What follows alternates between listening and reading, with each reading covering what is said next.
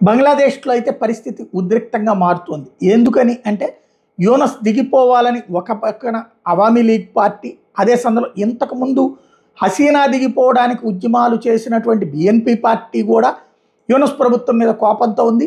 అదే సందర్భంలో సైన్యం కోపంగా ఉంది.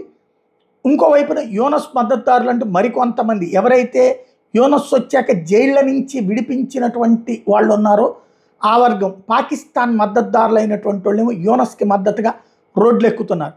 దీంతో ఎక్కడికక్కడ తీవ్ర పరిస్థితులు ప్రస్తుతం బంగ్లాదేశ్లో ఈ విధమైనటువంటి పరిస్థితి ఉంది. సైన్యం ఎక్కడికక్కడ మోహరించి ఆ ప్రాంతాలలో పహారా కాస్తోంది పరిస్థితుల్ని అదుపు చేయడం కోసం అని చెప్పేసి. క్రమంగా బంగ్లాదేశ్లో ఉద్రిక్త పరిస్థితులు ముదురుతాయా లేదా అమెరికా జోక్యం చేసుకుని ఆ పరిస్థితిని కంట్రోల్ చేస్తుంది. ఎందుకంటే బంగ్లాదేశ్లో అన్రెస్ట్లో ఉంటేనే అక్కడ తమ అనుకున్నటువంటి ఎయిర్ బేస్ ఏర్పాటు చేసుకోవడం, అక్కడ ఉన్నటువంటి దీవుల్ని నొక్కేయడం సాధ్యమవుతుంది దానికి.